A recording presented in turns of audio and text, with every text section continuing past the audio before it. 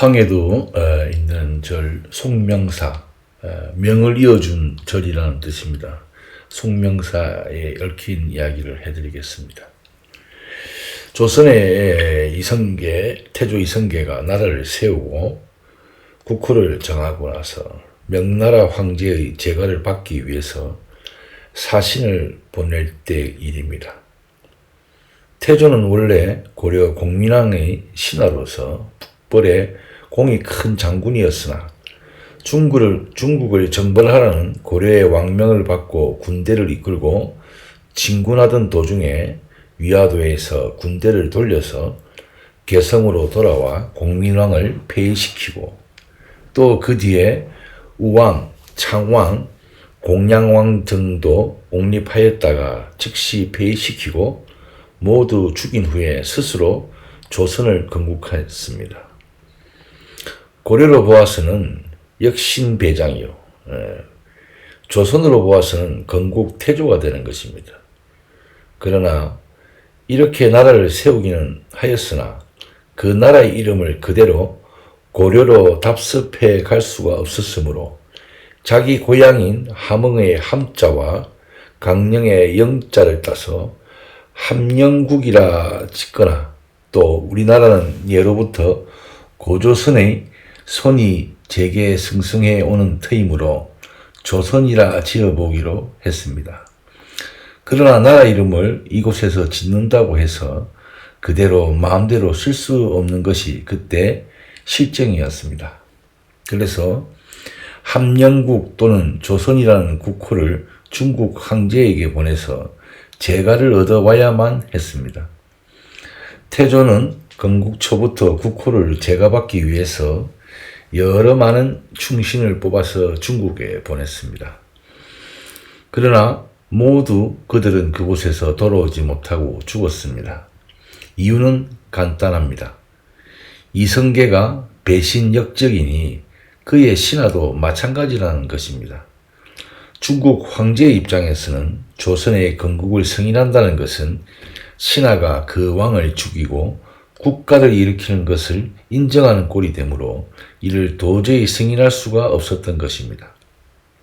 그래서 이렇게 몇 번이나 사신이 죽임을 당한 뒤로는 서로 중국에 가지 않으려고 발뺌하는 것이 그때 신하들의 실정이었습니다. 어느 해 태조는 생각도 못해서 정승이었던 조공을 중국에 보내기로 작정을 합니다. 조정승, 이번에는 조정승이 중국에 가서 기필코 재가를 얻어오시오 이렇게 부탁을 하니 조공은 난처했지만 왕명이니 어쩔 수가 없습니다. 집에 있어도 명령을 거역한 채로 죽을 것이고 중국에 가도 죽게 되는 바에야 중국에 가서 최선을 다해보고 죽자는 생각으로 길을 떠나기로 했습니다.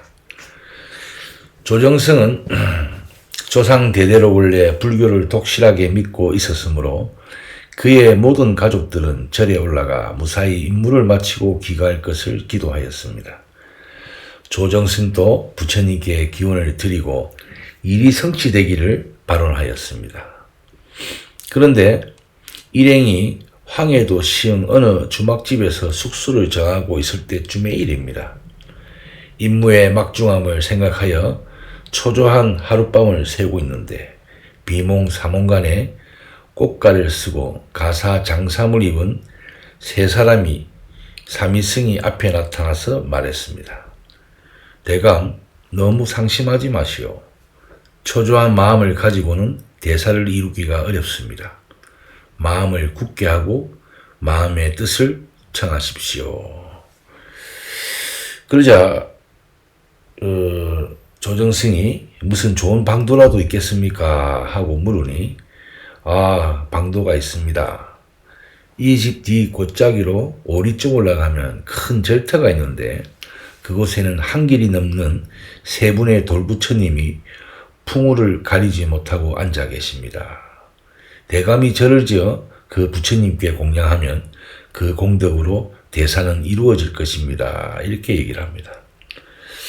그러자 조정승이 음영을 받고 중국까지 바쁜 길을 가는 중인데 어느새 절을 짓고 부처님을 모실 겨를이 있겠습니까? 이렇게 물으니 그 세 사미승이 말하기를 간단한 일입니다. 황해도 감사에게 부탁만 하면 될 거 아닙니까? 아, 그렇군요. 이렇게 생각을 하고 있는데 꿈에서 깨어나게 됩니다. 조대감은 너무나 확실하게 또렷하게 생각나는 꿈이라서 정신을 가다듬고 집주인을 불러서 물어봅니다. 이곳으로부터 우리쯤 떨어진 곳에 옛 절터가 있습니까? 이렇게 물으니 거기에는 세 분의 돌부처님이 반쯤 흙에 묻혀서 풍상을 겪고 있습니다. 라고 대답합니다.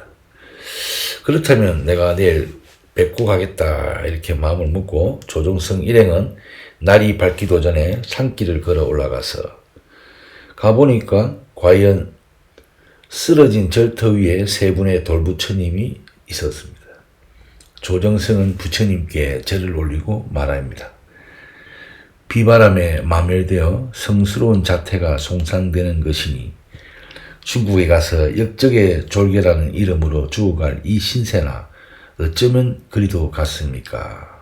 원하옵나니 부처님, 부처님께서 저의 일을 도와주실 것을 믿습니다.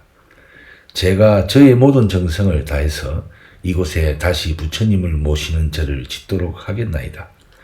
제가 돌아오는 날에는 필시 부처님의 상우가 따뜻한 법당 안에 거룩하게 모셔져 있을 것을 믿습니다. 조대감은 황해도 감사를 불러 이 절을 다시 이룩할 것을 명하였습니다. 꿈으로 인해 작전된 일이기도 하지만 무엇인가 의지하는 바가 있어 마음이 든든했습니다. 조정승 일행이 명나라 황제를 만나 조선 태조의 뜻을 밝히고 국호를 결정해 줄 것을 청하자 명나라 황제는 노발대발했습니다. 신하로서 임금을 시해하고 국토를 도둑질한 역적이 그것도 모자라서 다시 국호를 장악했으니 결정해 달라고 어찌 하늘이 살려둘 수 있겠느냐. 그리고 조정승을 교수하여 차명에 차라고 명령합니다. 조정승은 이미 예견한 일이라 두말하지 못하고 그대로 형장에 끌려가 교수대에 올랐습니다. 무슨 할 말이 있는가 마지막으로 이렇게 물으니 물 한 그릇과 상 하나와 앉을 자리 하나만 갖다 주시오. 물이 상 위에 올려지고 자리가 깔리자 조정승은 단정히 무릎을 꿇고 절을 올립니다. 부모님의 은혜는 바다보다 깊고 태산보다 높은데 그 은혜를 조금도 보답지 못하고 죽어가는 자식 스스로 불효함을 통탄할 뿐입니다. 그리고 두 번째는 황해도 시흥산속의 세 분 부처님께 정례를 올립니다. 필히 대사를 성사하여 부처님을 모시는 거룩한 가람이 이루어지는 것을 친히 뵙고 또 공양코자 하였으나 어찌 이제 이렇게 죽게 되었으니 약속 이행치 못함을 용서해 주십시오. 그렇게 말을 하고 또 다시 세 번째 마지막으로는 다시 왕에게 인사를 올립니다.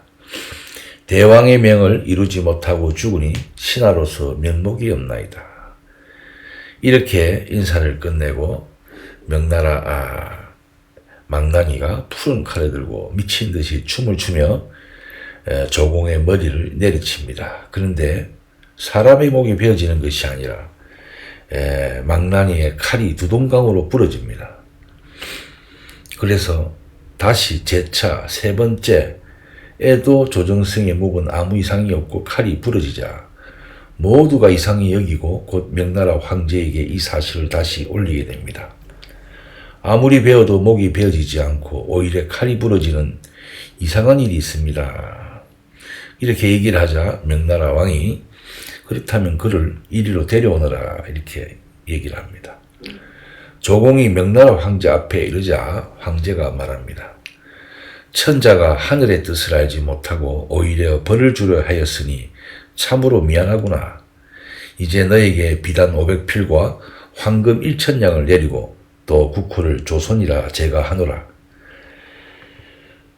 조정승이 중국 황제의 말을 듣고 감개무량하여 본국으로 돌아오는데 황해도 시흥에 이르자 수많은 사람들이 그 부처님이 계시던 산을 향해 올라갔다. 무슨 일이 나느냐? 대감께서 명하신 절이 이제 막 완공이 되어 오늘 낙성식입니다. 그렇다면 나도 그 낙성식에 참여하리라 하고 조정승은 일행도 함께 절로 올라갑니다. 절에 도착해서 부처님께 인사를 올리고 절을 짓는 인부들에게 치하의 말을 하였습니다. 이제 우리 부처님도 따뜻한 집에 돌아오시게 되었구나. 대감님의 신심으로 부처님이 비와 바람을 피할 수 있게 되었습니다. 이렇게. 그런데 어찌 된 일이냐 이게 이렇게 물으니 신하들이 무슨 일입니까? 이렇게 물으니 부처님 목에 전에 없던 칼자국이 나 있네. 그리고 빨갛게 핏자국이 맺혀 있단 말이다. 그러자 이제 인부들과 그 신하들이 저희들도 알 수 없는 일입니다. 지난달 3일 오후에 아무도 없는데 이상스럽게 칼소리가 쨍그렁하고 나서 쳐다보니 이 부처님 목에 칼자국이 나고 그곳에서 저렇게 피가 흘러내렸습니다. 다른 부처님도 마찬가지인가? 이런 물으니 다른 부처님도 마찬가지입니다. 단지 조금씩 시간의 차이만 있었을 뿐입니다. 그래서 조정승이 생각하기를 참으로 신통한 일이다. 그날 그 시간은 내가 바로 교수대에서 칼을 받던 순간이다. 한 번, 두 번, 세 번 차례대로 칼을 받았던 순간인데 이런 일이 있다니 참 신통한 일이라. 조정승은 그 길로 한양에 돌아와 태조 이성계를 뵙고 이 사실을 알렸다. 태조 이성계 역시 크게 감격해서 크게 상을 내리고 그 절 이름을 송명사라고 현판까지 써주었다고 합니다.